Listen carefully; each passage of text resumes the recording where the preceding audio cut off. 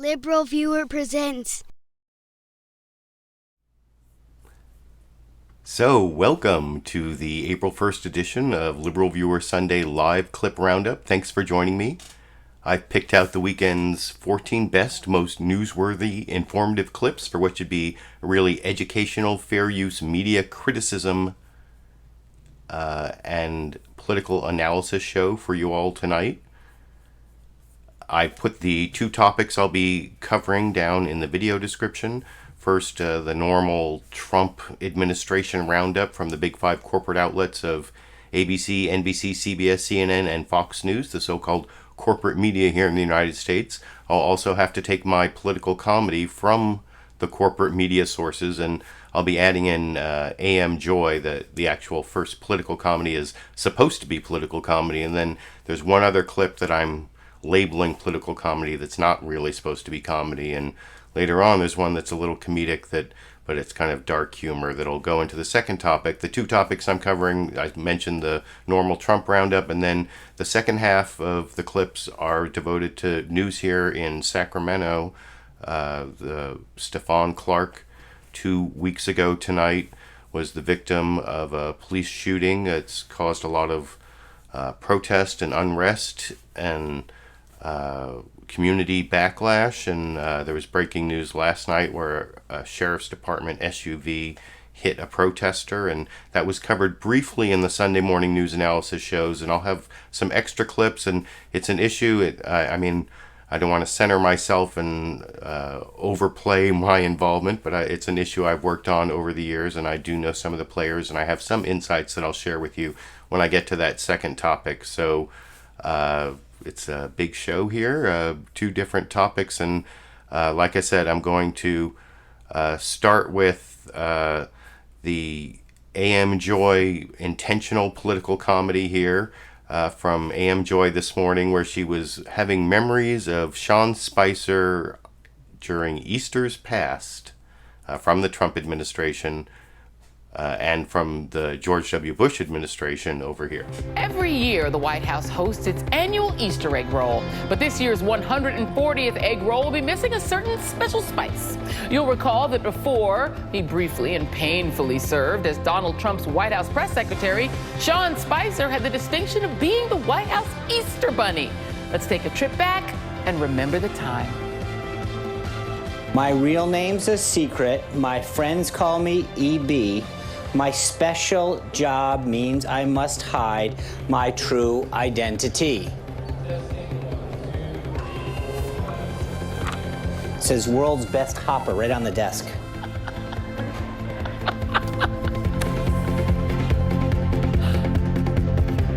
So that's the idea. So, sorry for that little bit of ad there. I was just looking. It looks like I'm having some streaming problems. I may have to upload the live stream as recorded video if it doesn't resolve. I don't know exactly what the problem is, but I am going to get to the actual news clips now, although I guess that was AM Joy, an actual news clip. But the first news clip I want to show you is Christie, former governor of New Jersey, and this is actually kind of political comedy. Well, there's an intentional joke at the end from this other guy on the panel, but Christie keeps attacking the Bush administration staff that they didn't vet people well enough in the transition, and what never comes up in this entire clip, why I think it's so funny, is that Christie was in charge of the transition, and then he got fired at one point, they say, because he prosecuted Jared Kushner's dad in years past, and then Mike Pence and like Steve Bannon and others took over the transition process where they pick all the people who are supposed to be in the new administration, and that never comes up in this clip, but all along you can hear Christie. What he's basically saying is the reason they're so screwed up now is because they fired me, although he never really says it, which is why I find this a somewhat amusing clip. You can tell me what you think down in the comment section after we watch it together over here. Let me begin with you. I'm not sure whether or not this actually is a new phase in the Trump presidency, but clearly he's got a new group around him, people who are much more in tune with what he wants to do. Well, listen, I think this is what should have happened right from the beginning, and we've spoken about this. The Washington Post story this week on the Presidential Personnel Office tells you everything you need to know. He was ill-served right from the beginning by a group of people who threw all the transition work out, 35 8-inch binders of vetting of over 350 people that were consistent with his views that they got rid of, literally threw in the garbage, George, 3 days after the election and started over. He's been ill-served by that right from the beginning. When he says, I'm starting to get the cabinet I think I want, it's because he's finally being able to get people around him who are consistent with what he thinks and are personality-wise consistent with who he is. He was ill-served by folks like Brennan and Dearborn and others around him in the beginning, and I think he's finally starting to move in another direction. But the president is operating as if he's on the 26th floor of the Trump Tower. He's not? Yeah, he's operating. This goes back, again, to where we started at the beginning of this conversation. This was a brutally unprofessional transition.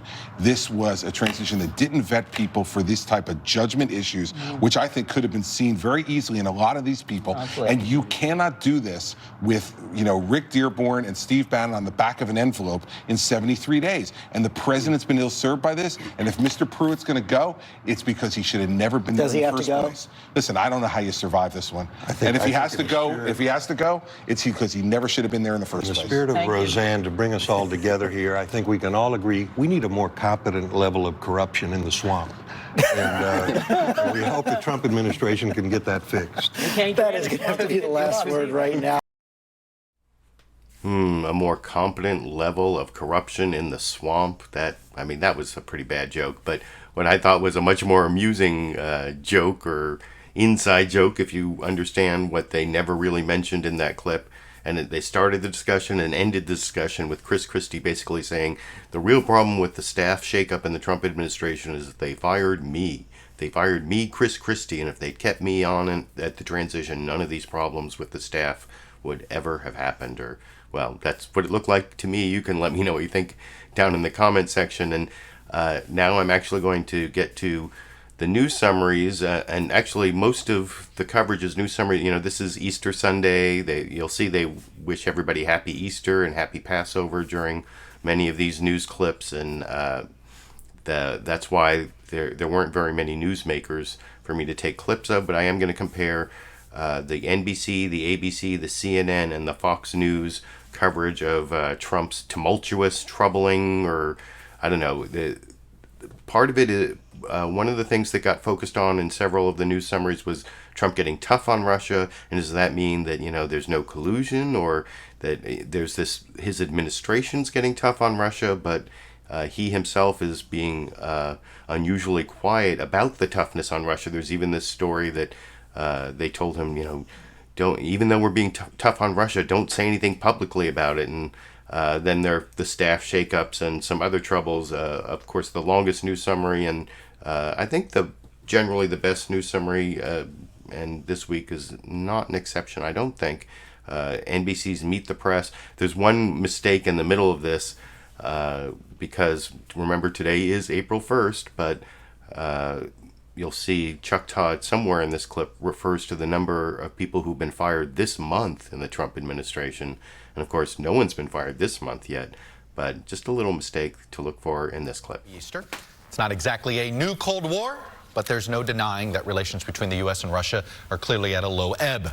In just the past few weeks, the U.S. and Britain accused Russia of being behind the poisoning of a former Russian spy and his daughter, and responded with mass expulsions of Russian diplomats. Russia then expelled American and British diplomats, as well as those from some 24 other countries that also participated in expulsions. Now, Russia launched a new intercontinental ballistic missile without notifying the U.S. in advance, and President Trump named Mike Pompeo as Secretary of State and John Bolton as National Security Advisor, both of whom are seen as more hawkish on Russia than their predecessors. But despite the tough steps he's taken, President Trump has remained remarkably muted rhetorically in his public statements about Vladimir Putin. Will his new team, led by John Bolton, change his tune? Still, Mr. Trump seems increasingly confident in the job, unhinged or unleashed, depending on your point of view. And this week, it was the Department of Veterans Affairs that found itself in the president's sights. That's why I made some changes, because I wasn't happy with the speed with which our veterans were taken care of. President Trump firing his VA Secretary David Shulkin on Wednesday after what was months of uncertainty. Better be David.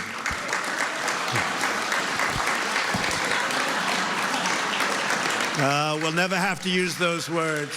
But this week on Twitter, President Trump did, naming the personal White House physician Rear Admiral Ronnie Jackson, who in January trumpeted the president's health. He has incredibly good genes, and it's just the way God made him. To lead the federal government's second largest department. Jackson is already facing scrutiny for his lack of managerial experience. It's going to be tough. I mean, I'll be frank with you, the odds are not with him. It's the third firing of a top aide by tweet this month as Mr. Trump reshapes his cabinet, bringing on more combative advisors who he believes will be loyal to him above all. Mr. Trump is freeing himself from constraints, making it clear he intends to write his own rules. Nobody knows the system better than me, which is why I alone can fix it.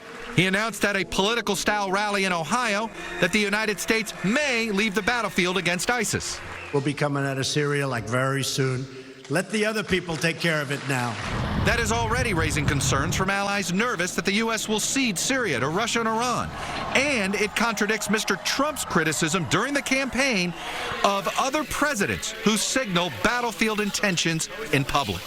Exactly what are you going to do to beat ISIS, and tell me exactly what is your plan? I said, you know, I have a real chance of winning. I don't like telling you my plan. Still unclear to what degree Mr. Trump will shift to a more aggressive rhetorical stance on Russia. After a friendly call with Putin last week against the advice of advisors. I had a call with President Putin and congratulated him on the victory, his electoral victory.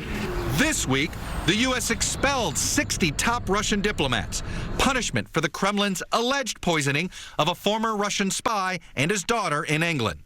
Some senior Trump administration officials are pressing for even more action, including additional sanctions, as the special counsel's probe into contacts between Russia and Mr. Trump and his aides continue to hang over the White House. Did you ever discuss pardons? Did you know about the... And joining me now is Republican Senator Ron Johnson, and I didn't take a clip from him, but I did think that was a fairly good, straightforward criticism of all the troubles that Trump had in this last week in his presidency, or almost all of them. It's like you can't even cover all the nasty things that happen, and there wasn't much coverage of the whole immigration issue, and that kind of broke as Trump spent Easter tweeting about how he is glad we don't have all these immigrants coming to the country, and about DACA, and that's a topic that I'm not going to get to cover because it happened too late, I think. But if that was like a good criticism for 3.5 minutes from NBC's Meet the Press, this next clip from ABC's This Week with George Stephanopoulos, I guess, is kind of more passive-aggressive.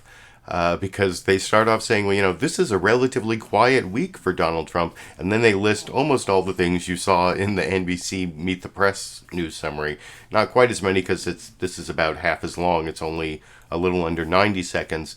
But you tell me what you think down in the comment section. I think this is kind of passive-aggressive, same story, but pretending it's not as bad as it is. Or it's kind of like, this is, for Trump, this is a quiet week, I guess, over here. Morning on this Easter Sunday, celebrated by so many Christians around the world. There you see thousands worshiping at the Vatican this morning.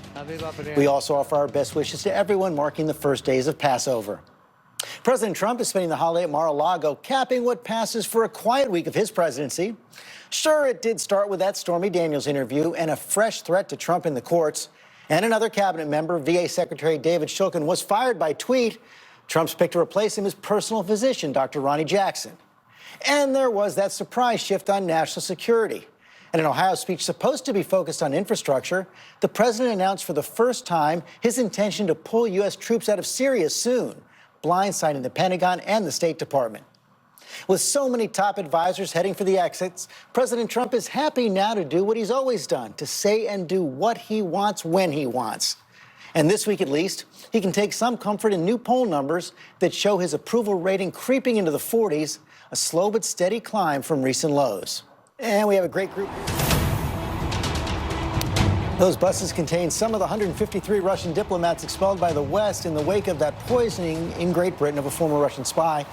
In return, Russia's expelled 142 Western diplomats from Moscow, one sign of the worst relations between Russia and the U.S. since the days of the Cold War. I want to talk about that and other foreign policy challenges facing President Trump and his team with our panel of experts. So, our Stephanopoulos clip that, as I told you before, when I introduced it, that it's kind of passive aggressive in my estimation. And by the way, when I was playing the clip, I was reading the live comments along the way, and I saw this one comment here from wait, where'd it go now? From Remember the Guillotine. What was the Angels singing at 6:55 p.m.?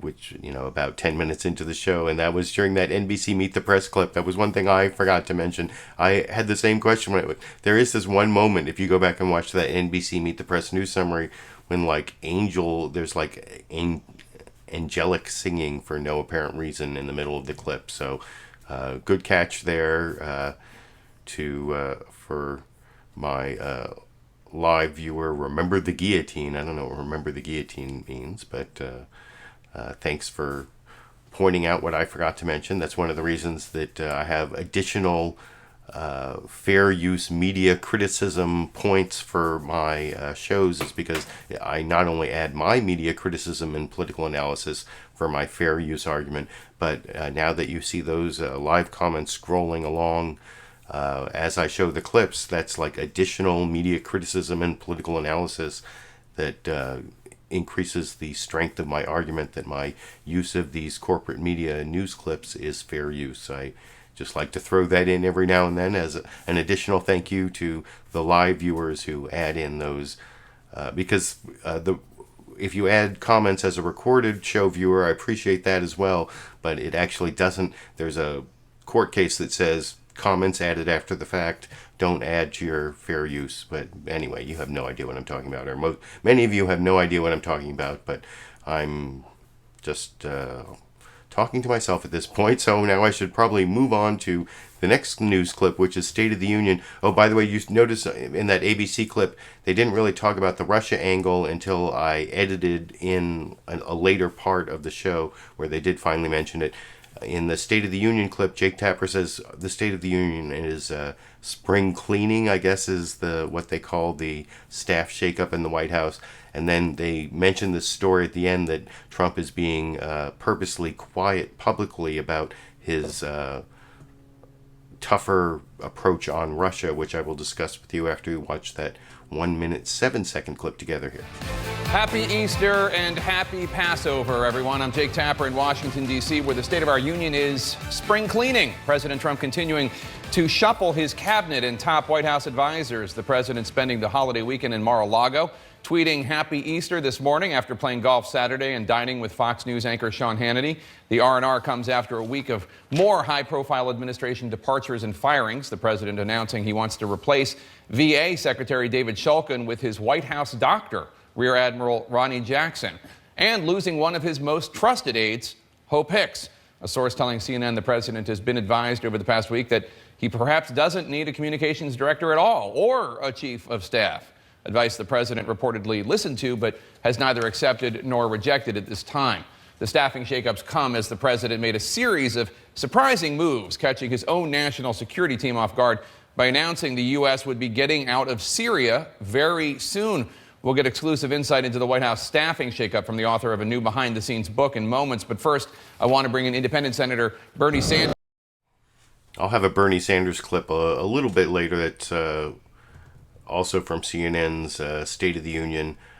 But like I said, I thought that was also a good news summary. And there's that story at the end about Trump keeping, the Russia, that he's being tough on Russia, but being quiet about it because he doesn't want to upset Vladimir Putin, apparently. You can tell me if you think that's fake news or if that's what's really going on. And then the final news summary I'm going to show, this is really brief news summary from Fox News Sunday. Chris Wallace does a news summary about the toughness on Russia. And then I'm going to edit over to one of their panel discussions where they highlight a viewer comment, which all about how the toughness, I guess this is basically the message, the Trump, this is Trump TV, Fox News, even Fox News Sunday is pretty much Trump TV, although I'll show, at the end, there's a comment from the AP reporter that balances it out a little bit, which I will discuss with you after we watch that 101-second clip together over here. Hello again, happy Easter and happy Passover from Fox News in Washington. It's been a turbulent week for President Trump's foreign policy. Russia tested a powerful new missile and responded to the U.S. expelling 60 of their diplomats by kicking out 60 of ours. Kim Jong-un made a surprise trip to China while appearing to set new conditions for talks with Mr. Trump. And the president announced he wants to pull all American forces out of Syria and is freezing recovery aid for that country. We want to discuss all this with Senator Lindsey Graham. We ask you for questions for the panel, and on this issue of relations with Russia and the mass expulsion of diplomats, Lambert Bowman tweeted this: "The only question, does this not put to bed any and all allegations of true collusion? They put him in office, the Kremlin allegedly helping Mr. Trump, to expel people." Catherine, how do you answer Lambert and the argument that the Trump administration is taking action? This shows he's not playing ball with Putin. Well, certainly the actions this week, the administration took a strong stance. These are very aggressive actions. But there is a disconnect a little bit between the administration's actions and the president's public rhetoric. We haven't heard him directly challenging Putin. And so critics are still pointing to that as a cause for concern. But in terms of collusion specifically, that's just not going to be put to rest until this investigation concludes. We still don't know where that's going, and the people looking closely at this are still waiting to see what Mueller finds. So thank you, Catherine Lucy from the Associated Press, bringing a little bit of factual and reasonable analysis to the Fox News Sunday panel, and refuting somewhat what the Fox News viewer tweet or whatever it was that I showed in the middle there, where he's being tough on Russia. That means there can't be any collusion, and of course collusion isn't the only issue, as I've covered week after week after week. And in fact, if you want to know more about obstruction of justice, there are many links down in the video description that give more information about obstruction of justice. But at least they did have that AP reporter on there to try to refute that no collusion, all caps, no collusion argument from the Trump administration that you get so often on Trump TV. And then the next clip I want to show is Senator Lindsey Graham, which you saw Chris Wallace promise. And this is Lindsey Graham backing up the president for being tough on Russia and exhorting that he get even tougher and follow the Reagan model. Of course, Reagan is like the Republican saint, as I've discussed many times in the past, but here is Lindsey Graham and Chris Wallace talking about Saint Reagan and maybe how Trump could become like Saint Reagan in this clip. Happy Easter. A lot to talk about. Well, let's start with the situation in Russia, the launch of a powerful new missile, those mass expulsions. Here's how Russia's ambassador to the U.S. described the situation. It seems to me that atmosphere in Washington is poisoned. It's poisoned. It's a toxic atmosphere. How serious is the split now between Moscow and Washington? I think it's pretty ironic that he used the word poison. One of the reasons we're expelling diplomats is because the Russian intelligence services, most likely with Putin's blessing, poisoned a British citizen and his daughter, a former Russian agent in the United Kingdom. So this is the 80s to me all over. I can tell you what Ronald Reagan did. Every time the Russians tried to advance their military technology, we one-upped them. Every time the Russians started running wild throughout the world, Reagan pushed back. So if I were Trump, I'd look at the Reagan playbook and economically isolate Russia. I would study every major recipient of Russia oil and gas and to see if we could find ways to supply those countries with oil and gas somewhere from a source outside of Russia. I want to pick up on the president's action because while the Trump administration has taken some actions, imposed some sanctions the week before last, President Trump himself has been reluctant to call out Vladimir Putin. In fact, here's how he talked about his call to congratulate Putin after he won his re-election victory. Take a look. We had a very good call, and I suspect that we'll probably be meeting in the not-too-distant future to discuss the arms race. Senator, do we need a Trump-Putin summit meeting, or do we need President Trump first to take some stronger actions against Russia? Let's go back to the Reagan playbook. He stood up in front of the Berlin Wall and said, tear this wall down on the other side's evil empire. Then he wound up meeting with Gorbachev to try to reduce the number of nuclear weapons. I think the problem is that Russia's running wild. Whatever we're doing is not working, and the president, for some reason, has a hard time pushing back against Putin directly. So again, economic isolation of Russia. They're an oil and gas economy. They couldn't survive very long without customers. So if I were President Trump, Germany and Europe, France, I would try to cut off all of their customers and provide alternatives to their customers for oil and gas outside of Russia. That's what I'd do. Speaking of summits, North Korean leader. So what do you think? Was it a sanctification of Saint Reagan there, or is it an opportunity for Donald Trump to follow in St. Reagan's footsteps and be a new Cold Warrior? I mean, that doesn't seem like, I don't want our president colluding with Russia, but I'm also not really looking for a new Cold War. But you can let me know what you think down in the comment section. And before I leave this topic, and oh, by the way, I have a couple bonus Sandy clips. I'll play one between the topics and then one at the end for the people who missed the one in the middle, because I had people at the end of the show last week complaining about the lack of Sandy clips. So I will play a Sandy clip after this final clip in the Trump trouble topic here. And in this case, the Trump trouble is the firing of the Veterans Administration Secretary Ryan Shulkin. Is it Ryan? I think it's Ryan Shulkin. I know his last name's Shulkin. And he was on a couple of the different shows. I'm not going to take any clips from him, but I am going to show you a clip of Senator Bernie Sanders here talking about why the firing is really about the privatization of the Veterans Administration and why that is really bad for veterans. And I will talk about it with you after we watch that final clip in the Trump Week of Trouble topic. Over here. Democrat on the Senate Veterans Affairs Committee. This week, President Trump fired the secretary of the VA, David Shulkin, announced his intention to hire his White House physician, Rear Admiral Ronnie Jackson, to be the head of the VA. Take a listen to what your Democratic colleague, Senator Chris Coons, had to say about Jackson. The Veterans Administration is one of the largest and most complex federal agencies, and this shows the troubling trend that President Trump has of preferring nominees for his cabinet or cabinet members who are personally loyal or who are telegenic over those who have relevant, deep experience. Do you share Senator Coons' concerns about Dr. Jackson? I do, absolutely. But this is part of a broader approach of the Trump administration. Let us be clear. And Dr. Shulkin made this point in an op-ed the other day in the New York Times.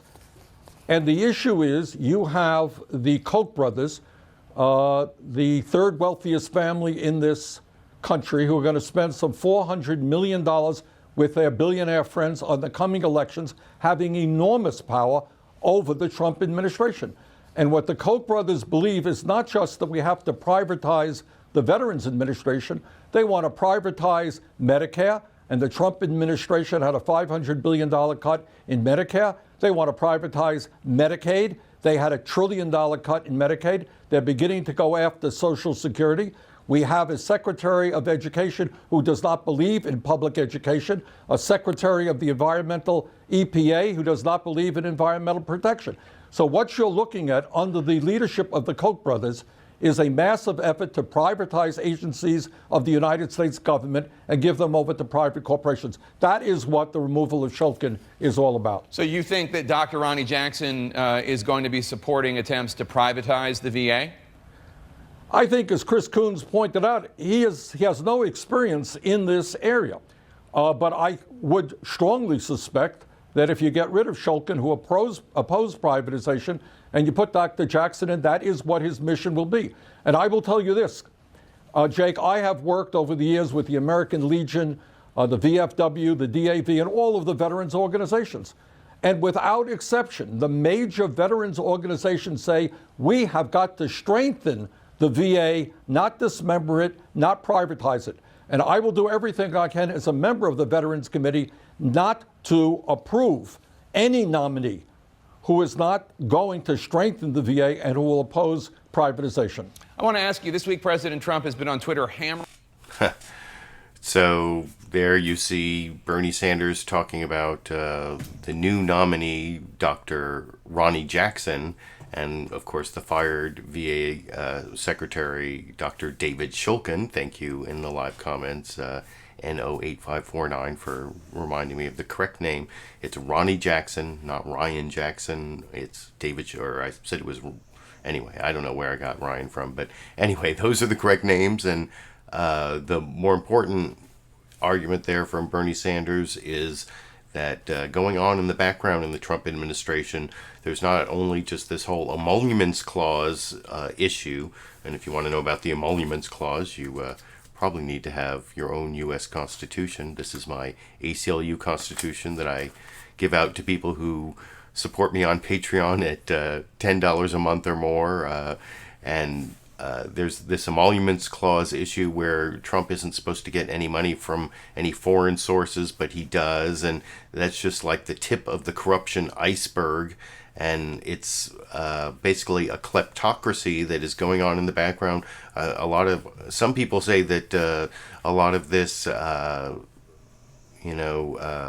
almost trolling of the American people from the Trump administration, where he hits all these hot button issues, and it's all to like distract people from the real kleptocracy that's going on. And so this whole Koch brothers plan to privatize all these parts of the government, that's an important issue that I'm glad that Bernie Sanders raised there. He was on a couple different shows. That's why I wanted to show that clip. And that's, like I said, that wasn't really covered very well, other than Bernie Sanders bringing it up. But it's one of the things going on in the background during the Trump troubles, that bad things are going on in the United States government. But there was also bad things going on locally here in Sacramento for the last couple of weeks. And I'm going to get to that topic in a minute, but I did promise one Sandy clip in between the two topics and then one at the end. This is the Sandy clip I recorded when Sandy's actually lying down right there snoring. I don't know, she's intermittently snoring, so I guess last week you did get to hear Sandy barking, but here, when I wasn't sure if Sandy would come and lie down for the show, I recorded this 10-second clip of Sandy eating before the show, right before I started. This is a rare Sandy eating clip for 10 seconds for you over here.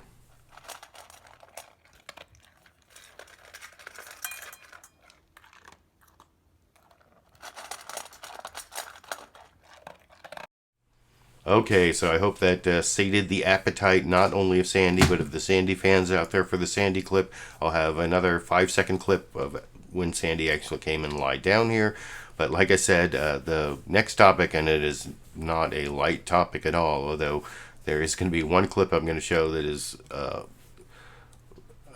absurdly amusing in a way. That'll be the CBS Face the Nation clip I'm going to show in a few minutes, where, believe it or not, you're going to see the white Republican from South Carolina talk about how tough it is to be a black man.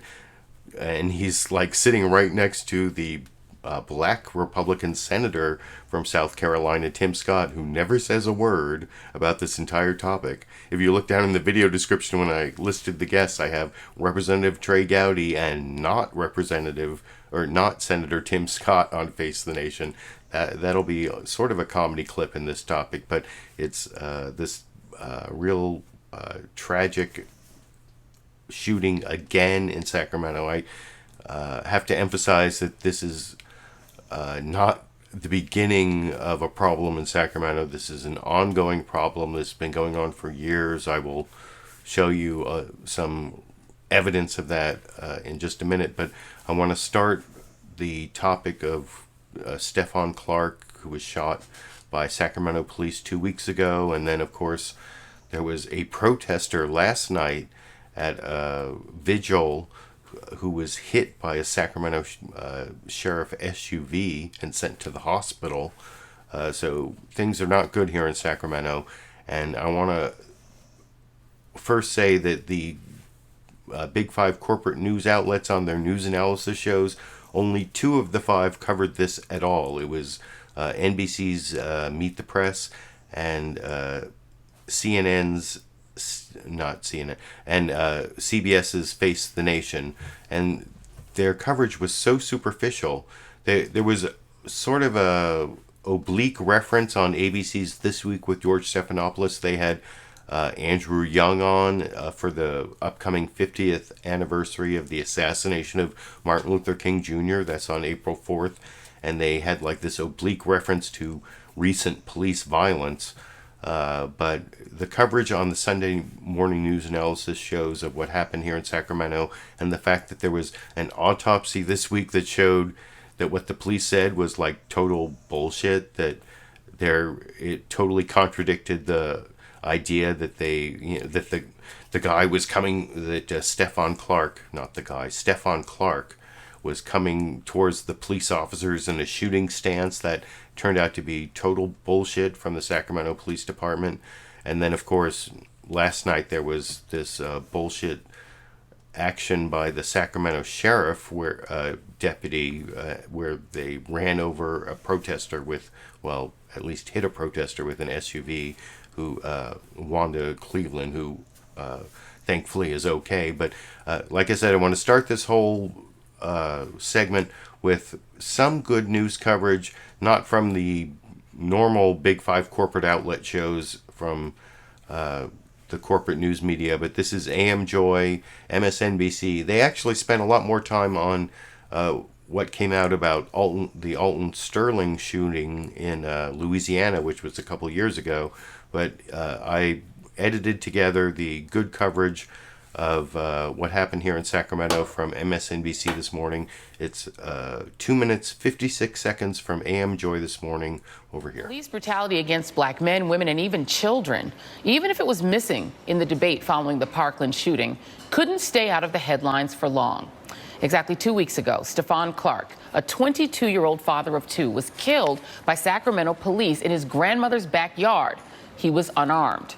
According to a private autopsy requested by the family, Clark was shot 8 times, with all but one of those shots striking him in the back. Police were in the area responding to a report of vandalism. Certainly what you saw in my hometown was emblematic of what we see in too many communities throughout this country, which is, of course, this systemic bias and, implicit bias within police departments against communities of color. Now, in Sacramento, where I've been reporting for this entire week, you see a community that is, simply had enough of this. You see people who are, traumatized not simply by the killing of STEPHONCLARK, but also by past killings. Certainly, we had, there was a march on the day of his funeral on Thursday, and a young woman who I spoke with was stuck in traffic by the march, and she got out and supported them because her cousin had been killed by police in Chico, California, which is nearby. So we're talking about a nationwide issue here, and I think Eugene's column, spoke well to that point, and so did April Ryan. I think what the White House is attempting to do here by saying that it's a local matter is to deny the systemic nature of the problem, to say that it's a few bad apples apples, when in fact we know that's not the case. And we should note that there has been an incident yesterday, the New York Times reporting that a sheriff's vehicle hit a woman at the STEPHONCLARK protest in Sacramento. I want to play, everyone is talking about the local issue thing, and in case our viewers don't know what our guests are referring to, this is reporter April Ryan, asking Sarah Huckabee Sanders if the White House sees this as a national issue. Really quickly, if we can play that. What does he say about weeding out bad policing when you continue to kinds of situations occur over and over again? In these specific cases, in these specific instances, these specific action, once again, these will be local matters. Last word, Jamil.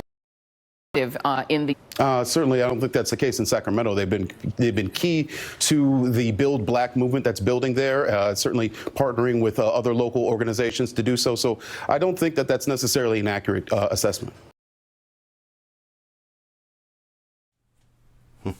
There's some sort of streaming problem during that. I hope the live viewers are all still able to see me without the buffering being too bad. But in general, I think that was good coverage. That was the best coverage I could find all morning on the Sacramento shooting here. It was a little weird that MSNBC used the New York Times story about a protester being hit by the sheriff's SUV last night. I don't know why they didn't have access to any video or to any of their own reporting, but I'll show some local reporting on that in a minute.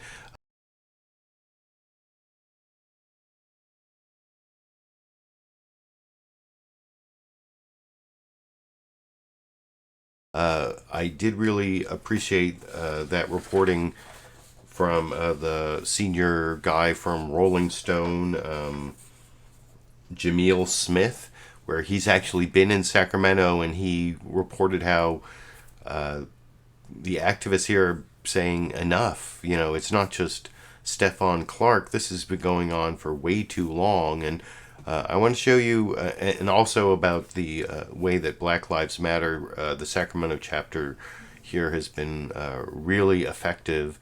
As you know, there have been several members of the coalition. My ACLU Sacramento chapter has been a peripheral player, but I know some of the central players, and the NAACP has been one of the more central players, and the president of the NAACP, Betty Williams, president here of the Sacramento chapter of the NAACP, was once the chair of the ACLU Sacramento chapter, and I worked with her back then, so I know her. And at the end of this topic, I will show you a couple clips of me talking to the Sacramento City Council and the Sacramento County Board of Supervisors about the need for greater police accountability and transparency. But in terms of what Jamil... is that the right name? Yeah, Jamil Smith from Rolling Stone was saying there about how people in the community are saying enough. I want to show you, this is something Black Lives Matter put together about the 11 people in 11 months, and there was actually one person missing, so it ended up being like 12 people in 2016 who were killed by police in the Sacramento area. And you know, you can see there are different agencies. It's not all the Sacramento Police or Sacramento Sheriff or Highway Patrol, but this has been, and that's just 2016. I'm not even telling you about 2017. And so there have been a lot of people just in the Sacramento area, which is what I thought was the real deficiency in this brief, superficial report from NBC's Meet the Press on what happened in Sacramento. You know, I told you NBC and CBS were both pretty superficial. Well, you'll see this reporter here, Joshua Johnson, who talks about people who've been killed in places other than Sacramento in the last few years, and apparently doesn't know about all these people, and you know, the people before this and the people after this. And so I will criticize what this Joshua Johnson guy says a little more after we watch that 93-second clip together over here. Back now with Endgame, there were more protests last night in Sacramento after the release of a family autopsy on Friday showing that unarmed 22-year-old Stephonclark was shot 8 times, 6 times in the back, 2 weeks ago in his grandmother's backyard. Now, police video of the shooting showed that police thought incorrectly that Clark was holding a gun, and it is sparking the debate about law enforcement and law enforcement tactics. I want to read, though, something. There's sort of a political reaction here in the relative silence of the president. Jamal Bowie on Slate writes this: Trump is so vocal about what he likes and dislikes, so present in the national conversation that his omissions are often more revealing than his comments. On the rare occasions when this president is silent, it is consistently when confronted with violence against non-whites. It's a pretty strong statement, Joshua, from Jamil. It's a strong statement, I think, made even more worrisome by the fact that this part of California should know how to deal with these protests, because these kinds of shootings have happened a lot. Mario Woods in San Francisco, Andy Lopez in Santa Rosa, Oscar Grant in 2009 in Oakland that the movie Fruitvale Station was based on. And for the Sacramento County Sheriff's Office to have no idea how to, A, not know how to deal with these protests, and B, not know how to get a vehicle out of a crowd without hitting a woman on the way out, seems kind of crazy to me. This is one of those moments where you need the Justice Department.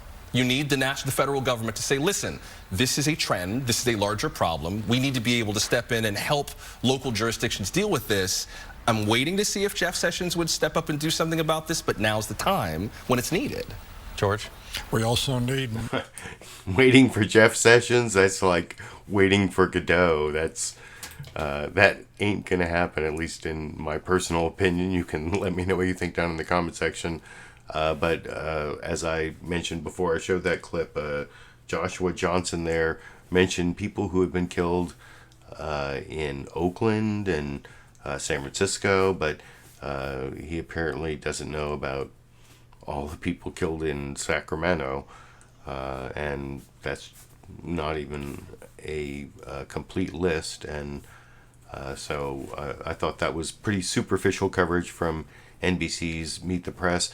And, you know, regarding this sheriff's SUV that hit a protester last night, I do have to agree with Joshua Johnson on that, but I also wanted to criticize the breaking news coverage I saw from my local ABC station, ABC 10 KXTV.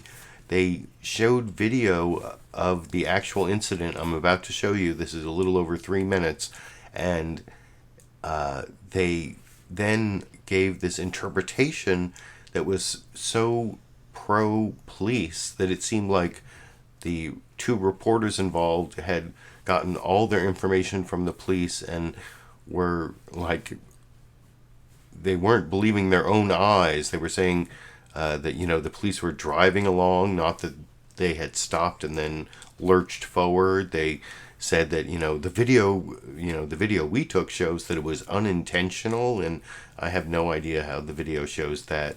And, well, you can tell me that I'm going to show you this next clip. This is last night during the 10 Commandments broadcast. ABC shows the movie The 10 Commandments with Charlton Heston, and they broke into the 10 Commandments for this 3-minute special report on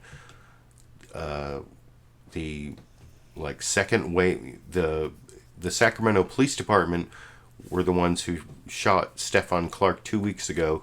This is the Sacramento County Sheriff's deputy, and the video that you see of what happened seems to be totally misinterpreted by the 2 local news anchors, as I will discuss a little more with you after we watch that clip together here. On with. All right, thank you so much. And we are now bringing you a live picture from South Sacramento at 65th and Florin right now, as protesters are joining a massive rally that is growing in numbers at the moment, because they have been blocking down this intersection for about 35 minutes, as CHP officers have just shown up in the last 10 minutes or so. And we want to just let you know what led up to this. There was a vigil that happened earlier today that quickly turned into what you were just seeing on your TV. So earlier today, these 2 Sacramento County Sheriff's deputy patrol cars were driving through. They were telling people to get out of the way. You see the first one here moving very slowly, and they continue to drive forward. Then take a look to the left.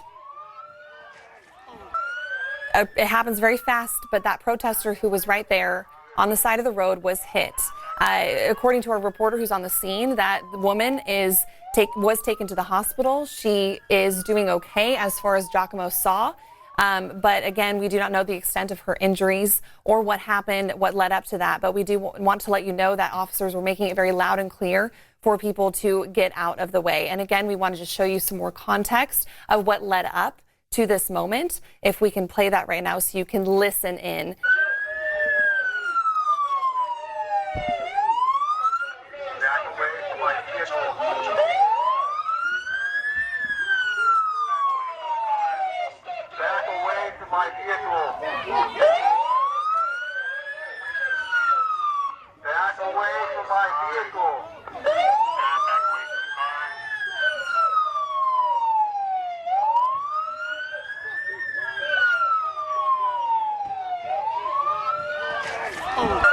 Again, that protester you saw there on the side was taken to a hospital, a nearby hospital. We do not know her condition, but of course, once we do know if she is okay, we will be sure to update you as well. And now you're taking a live look back at that intersection at 65th and Florin in South Sacramento.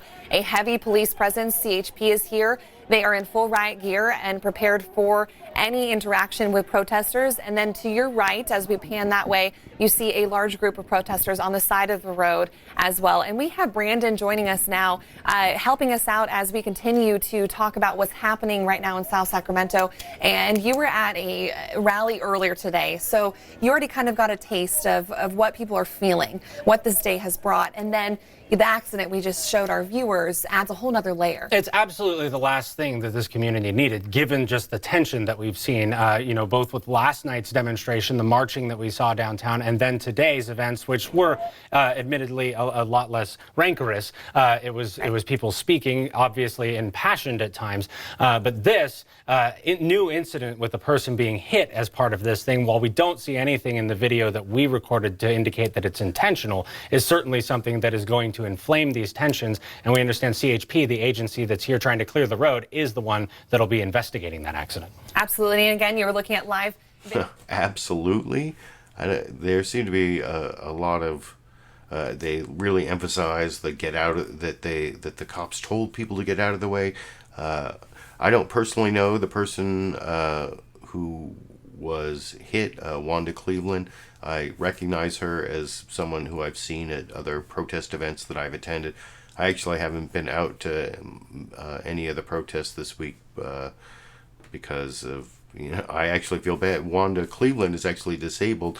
One of the reasons I haven't been out is because I hurt my back and can't really march, and but then I feel pretty shamed by people like Wanda Cleveland who are out there and then get hit by a sheriff's deputy's SUV that really, I don't believe, acted in a proper way. And I don't know Wanda Cleveland personally, although I recognize her, but I do know some of the legal observers who were quoted in the Sacramento Bee, that actually both of the legal observers, one of whom is on my ACLU Sacramento chapter board, and who is trying to help me organize a debate between sheriff candidates and district attorney candidates here in Sacramento County, both of whom are up for election June 5th. There's a June 5th primary in California, and we're trying to organize a debate for these local candidates. So that's something to look forward to. I might have some clips or video from those events on my channel coming up. But before I get to a couple clips of my past involvement in local police accountability in Sacramento, I want to show one more of the corporate news media clips. I already showed the Meet the Press clip that was pretty superficial. This is the one I promised that I almost used as one of my political comedy clips. This is a few clips strung together from Face the Nation, Margaret, Brennan. Give them credit, at least they did cover the Sacramento shooting. There's a little video from the original introduction before Margaret Brennan says, "Good morning, happy Easter." And then she talks about this book that Tim Scott, the senator from South Carolina, and Trey Gowdy, the congressman from South Carolina, have written together. And then, as I promised, the white guy, Representative Trey Gowdy, is going to talk all about the Sacramento shooting, including talking about how hard it is to be a black guy, while the actual black guy, Senator Tim Scott, just sits there and nods, and he never gets to talk about this entire issue. This is about 2 minutes, 38 seconds, the final actual news clip of tonight over here. There were protests last night in California over the police shooting of Stephonclark, an unarmed black man. That left one protester injured by a sheriff's vehicle. We'll sit down this morning with two South Carolina Republicans, Senator Tim Scott and Congressman Trey Gowdy, to talk about their new book, Unified, which focuses on bridging America's racial and cultural divide. Welcome to Face the Nation. I'm Margaret Brennan. We begin today with two congressional Republicans from South Carolina, Senator Tim Scott and Representative Trey Gowdy. Their new book, Unified, tells the story of their close friendship and their hope to heal a divided country. Once again, we are seeing protests about the shooting of an unarmed black man and questions being raised about excessive force in the case of Stephonclark. And this question at the White House was responded to with the answer, this is a local matter. Do you think that these conversations need to be had at the federal level? Do you wish that they were, or is that not appropriate? No, it's a national conversation. I actually took the local matter to be, maybe it's because I'm a prosecutor, that it's a state crime. It's a local law enforcement matter from a criminal justice standpoint, but it's a national conversation. Tim knows my bias, I'll put that word in quotes, is towards law enforcement, as you would expect a prosecutor's to be. I am not oblivious to the fact that there are bad police officers, just like they're bad everything else. He has helped me remarkably. Not just him, but also other people of color in my life have helped me understand every interaction I've had with the police has been because I was speeding. I should have had an interaction with them. I've never been stopped by Capitol Police, and I don't wear a member pin. He's been stopped wearing a member pin. So I am naive to believe that my life experience covers everyone. I have no idea what he sees when he sees blue lights. And I think he's benefited, well, I know he has. He calls the widows of fallen police officers before I call them in South Carolina. So he gets the danger side of it, but he's also a black man who's had a very different relationship with law enforcement than I have. So you ask, why write the book? So we can talk to one another, find the things we have in common instead of racing to the conflict, which is commercially successful, and you get a lot of clicks. It's just destroying our country. We got to take a quick pause in the conversation. We'll be right back in a moment. And if you think Senator Tim Scott had any opportunity to speak on that entire issue when they came back, you're wrong about that. But you can check the entire Face the Nation set of clips actually free on YouTube at a link I put down in the video description next to Face the Nation. Oh, I've scared Sandy away for some reason. But that's the last news clip. But I wanted to show a couple historical clips of things that I've said to Sacramento City Council and then the Sacramento County Board of Supervisors, trying to get greater police accountability and transparency here in Sacramento. And it raises some of the issues. I think actually the one I did to the Board of Supervisors in November 2017 is better than the one I did in November 2016 to the City Council, which is the, but I'm talking about some of the flaws in the civilian oversight that they tried to set up back in November 2016, which I will talk about a little more with you after I watch this clip of me, which, I don't know, this isn't my best public speaking performance, but I guess I'll watch it with you anyway over here. City Council, my name is Alan Ash. I'm the chair of the Sacramento area chapter of the ACLU. I'm here to join with the many members of the coalition here to oppose these ordinances as too weak a version of the civilian review and control that Sacramento really deserves. I'm personally a non-practicing recovering lawyer, but I read the ordinances when they were released last Tuesday, and I sent them off to the ACLU staff attorneys, and they had the same response that I did, that this police commission and the Office of Public Safety and Accountability has no independent investigative authority or power over policy and discipline. The power of OPSA to just audit police investigations is too limited, and its resources to pursue even its limited powers are not well defined. A lot of people have already talked about some of these problems, especially no independent investigation, the so-called alternative procedure that requires the police to do the investigation. One thing I wanted to mention about the alternative procedure is that when people complain to OPSA under these ordinances, they're not protected from police retaliation. We should at least require the police department to coordinate with OPSA regarding contact with people who complain to OPSA and make sure that they only interview those people in the presence of OPSA's staff. I think that's really important to protect people who use that alternative procedure, even though it's not really an alternative investigation. Also, you haven't set the budget and the staff. I think it's really important that the budget should be set as a percentage of the police department budget so that you can't retaliate for critical investigations, and that the OPSA staff has to be made up of skilled investigators who themselves can competently audit investigations. There are a lot of other problems. Unfortunately, in 2 minutes, I cannot go over all the problems with this ordinance, but Sacramento deserves better, and the ACLU opposes these ordinances.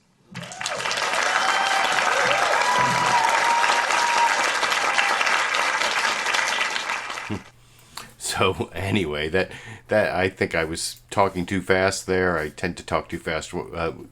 That's like a 2-minute statement to City Council back in November 2016, and they actually adopted some ordinances that increased police transparency. One of the reasons that they're releasing all this video, the body camera video, was back in November 2016.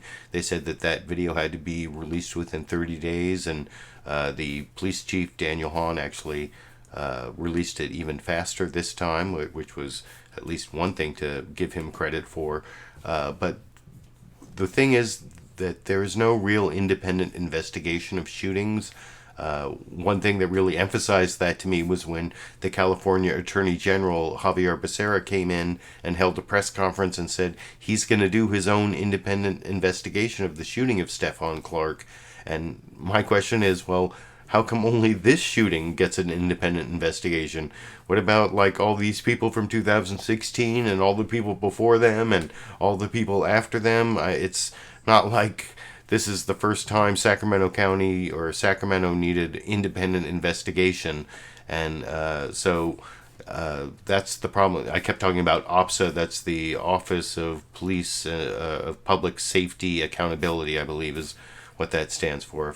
That's a couple years ago, so I might not be getting that right, but that was my statement, my 2-minute statement to Sacramento City Council back in November 2016. And then regarding the sheriff, who is even more unaccountable, because, you know, that video you saw from the helicopter of the STEPHONCLARK shooting, that's like the first video the Sacramento County Sheriff has released pretty much ever that I can recall. The rest of it was body camera from the police, the city police, and they have a lot more police accountability. Not enough, as I said in that last statement, but here's my statement from November 2017 about the problems with our sheriff, talking about lack of police accountability in Sacramento over here. Good afternoon. I'm Alan Ash. I'm co-chair of the Sacramento area chapter of the ACLU. I don't care if you remember my name. Remember the names Adrian Ludd. Remember Ryan Ellis. Remember Michael McIntyre. Their stories and many others raise questions about sheriff deputies' use of force that our sheriff refuses to answer, even though he has the discretion to let their loved ones know what happened. Fighting that lack of police accountability goes to a core purpose of the ACLU, keeping government power accountable, transparent, and under the control of the people.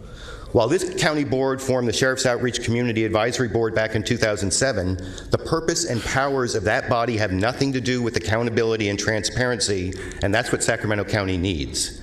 That's why the local ACLU chapter board voted unanimously to join this group here today and endorse their demands for police accountability and transparency. That's why the thousands and thousands of ACLU members in Sacramento County that I represent, who are your constituents, are asking that this board at least place police oversight on your agenda in the future. Let members of the public tell you about their frustrations getting answers, information, or almost anything from the sheriff's office when the sheriff uses force on them or their loved ones.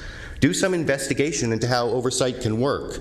Look at how the LA County Board exercised its power last year to create the County of Los Angeles Civilian Oversight Commission for their sheriff. Look at how voters in San Diego County created its Citizen Law Enforcement Review Board by charter amendment in 1990 for their sheriff. Most importantly, though, police accountability and transparency promote public safety. When policing takes place in the sunlight under community control, the quality of policing increases. When everyone can trust and cooperate with law enforcement, we're all safer. And that's the kind of safety that's not just for the privileged, but for every member of our community. Thank you, Wallace. So there's a long history of a need for police accountability and transparency here in Sacramento.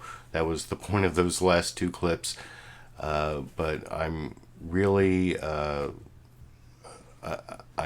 appreciative of all the work that local activists have been doing in the last 2 weeks since the shooting of STEPHONCLARK, especially the people of color in our community who are the most affected by the excessive force by all the area police departments. And hopefully this will be a turning point where the community takes control of policing, and that's basically the point I wanted to make with those clips and with this topic. And I hope you appreciate that analysis and that context, and you can let me know what you think down in the comment section. And before I leave, Sandy's back lying down again. I don't know why she left for a moment there, but I did promise one more Sandy clip. This is when Sandy originally came and lied down at the beginning of the show. 5 seconds, and then I'll finish up and say goodbye over here.